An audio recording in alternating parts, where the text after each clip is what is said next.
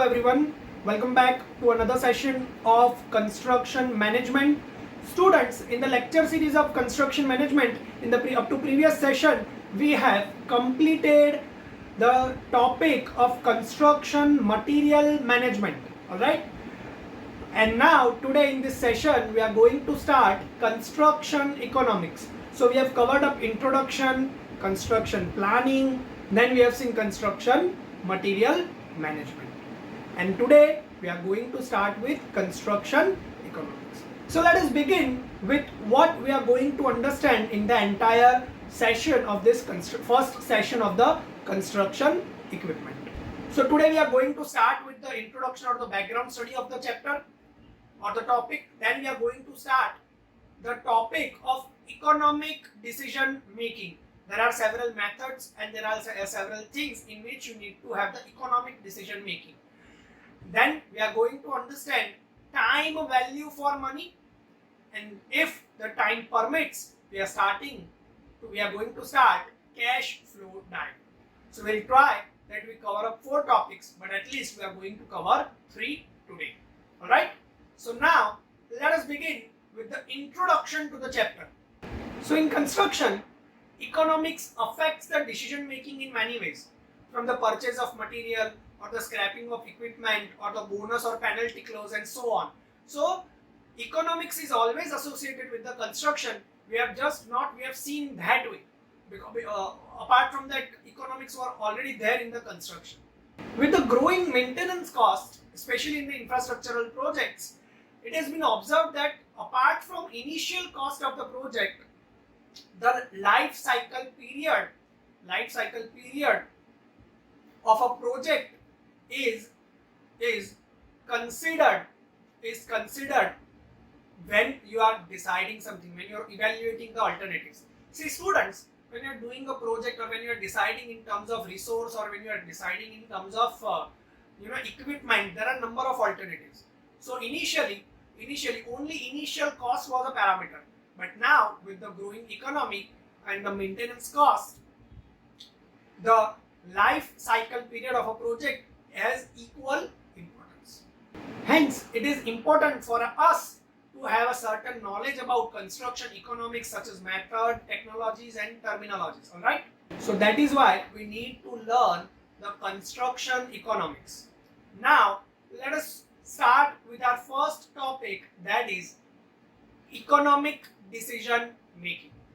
So in a construction project, an engineer has to decide or to fix an alternative under a certain competitive alternatives in the various situations, like comparison of design, elimination over project, or design, economy and size, economy and location, and other various reasons are stated over here. So there are a number of situations where we need to decide something compared to another. So that is what comes at economic decision making. These are referred as problems of present economy. And to solve it, there are number of methods. Let us see that. So there are 3 methods: out of pocket commitment, payback period, average annual rate of return. There are 3 methods of economic decision making, that is out of pocket commitment, payback period and average annual rate of return. Alright. So now let us begin with out of pocket commitment. So students, out of pocket commitment method is based on total expenses occurred when you select a particular alternative. Out of pocket, what is going out from my pocket? So that means what amount of expense happens to perform a particular alternative. Alright. Now let us take an example that you are a contractor and you are a material vendor and you got a project for supplying 1 lakh railway sleepers per year. You got a project from railway that you need to provide 1 lakh railway sleeper per year. Right? Now you have two alternatives. Either you can prepare the sleepers by steel, and either you can prepare the sleepers by wooden. So when you prepare the sleepers by steel, so cost of preparing one formwork is 4 lakh rupees. Labor charges per set is 10 rupees, and the life of that is 1 year. While in the wooden, cost of preparing the formwork for one set is 50,000. Labor charges per set is 9 rupees, but economic life, the life period of that sleeper is only 1 month. So every month you need to resupply. But if you made from steel, then it will be work for 1 year. So these are the case, right? Now we need to decide that either to go by steel, either to go by wooden. So we need to evaluate the total expenses by each alternative. Let us begin our calculation. So if there are 1 lakh sleeper, so one set of formwork, one mold of sleeper by steel will cost me around 4 lakhs plus 10 rupees per sleeper labor charges. So there are 1 lakh. So 1 lakh into 10, and the life is 1 year, and we have to supply for 1 year. So there is no calculation for that. So 4 lakh plus 10 lakh. So that is 14 lakhs. Alright, that is 14 lakhs. Now wooden. For wooden, 50,000, but that 50,000 of formwork for only 1 month. So we need to do it for 12 times because we are supplying yearly. So 50,000 into 12. So 6 lakhs plus 1 lakh into 9. So 9 lakhs. So that is 9 plus 6, 15 lakhs. Alright. So now from option 1, for option 1, 14 lakh is the answer, and for option 2, 15 lakh is the answer. So total expense is more in wooden and less in steel.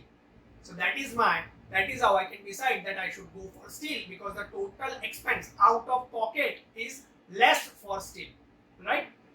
Now let us move forward with payback period method. So the payback period for an investment made may be taken as the number of years to repay the original invested amount. That in how much time the original invested value is getting returned to us. That is your payback period. That what you have paid earlier, in how much time you are recovering it. That is based on time. That in what amount of time that amount is getting recovered. Alright. This method is very simple for evaluating projects and investment. Also, this method does not consider the cash flow occurring after the payback period, and it is widely used in the practice. So you can have the idea that shorter the payback period, higher the likability that I will go for that option, because what we have learned by the logic that in what time we are getting return what we have invested. So that should be the shortest time. That if I invested 5 lakhs rupees, if I am getting return in one alternative, I am getting return in 2 years, and in second alternative I am getting return in 5 years. So what alternative I should select? That what has lesser time. Alright. Now let us see an example for that. So let us take an example that being a contractor, we need to select an JCB or excavator for brand A and brand B. In both the alternatives, we need to invest 5 lakhs rupees. Now, if we select the brand A equipment, we get 1 lakh return in first 2 years and 1.5 lakhs return in second 2 years and third and fourth year. While if we go for brand B, then each year up to 4 years, we get the return of 1.5 lakhs. So now, based on this data, we need to determine which brand of excavator or JCB we need to select. So now payback. So we need to calculate at what time we are recovering my 5 lakhs. So if we go for brand A At the end of first year, 1 lakh. At the end of second year, again 1 lakh, so total 2 lakhs. Then at the end of year 3, 1.5 lakhs. So previous was 2 lakhs and 1.5, so 3.5. And again for year 4, 1.5, so that is 5 lakhs. So at the end of fourth year, I will recover my 5 lakhs. Invested amount was 5 lakhs. Now for option B, at the end of first year, I will get 1.5. At the end of second, again 1.5, so total 3. And at the end of fourth year, at the end of third year, pardon me, so again 1.5, so 4.5.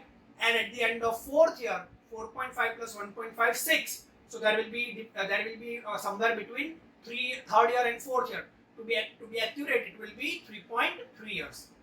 So in option B, I'll get the amount in 3.3 years, while on option A, I'll get the amount in 4 years. So the payback period of option B is less, so that is preferable that I go for option number B. So that is how you select in payback period. Now moving forward with annual average rate of return, AARR, annual average rate of return. So in this method, alternatives are compared with the average annual values, or to be particular rate, compared to the converted into the percentage with respect to the original cost. So that is average annual rate of return. Now again, to understand the phenomenon of average annual rate of return, let us take a previous example of payback period method, that alternate A and alternate B. Now if we talk about average annual rate of return of A, so for 4 years it was 1 lakh, second year 1 lakh, third year 1.5, fourth year 1.5. So 1 lakh, 1.5 divided by 4. So that is 1,30,000. Now against of original cost, how much percentage? So average annual rate of return 1,30,000 divided by 5 lakhs. So that will be 26%. Now for alternate B. So for alternate B, 1.5 plus 1.5 plus 1.5 plus 1.5 divided by 4. So that is 1.5. So average annual rate of return equals to 1.5 lakhs divided by 5 lakhs into 100. So to convert in percentage, so that will be 30%. So whose average annual rate of return is high? For option B, the average annual rate of return is high compared to A. So we can select option B. So that is how we select in average annual rate of return. So I hope we are clear about economic decision making. There are 3 methods: out of pocket, payback period, and average annual rate of return. Out of pocket, total expenses occurred by you. Payback period, what amount you have invested is in what time getting recovered. And average annual, that is against of the total cost, what is the average return you get? Express that into percentage. Alright. Now let us see another concept, that is time value for money. So time value for money is a simple concept which represents the variation in the value of sum of money over the period of time. Well, time value. With respect to time, what is the value of a sum of a money? 1 rupee today may not be the same 1 rupee tomorrow. That is what we are trying to convey by time value for money. The most important principle involved here is interest, which can be looked upon with the use of cost of using capital. 1 rupee of today will be more than 1 rupee of tomorrow if there is an interest on that.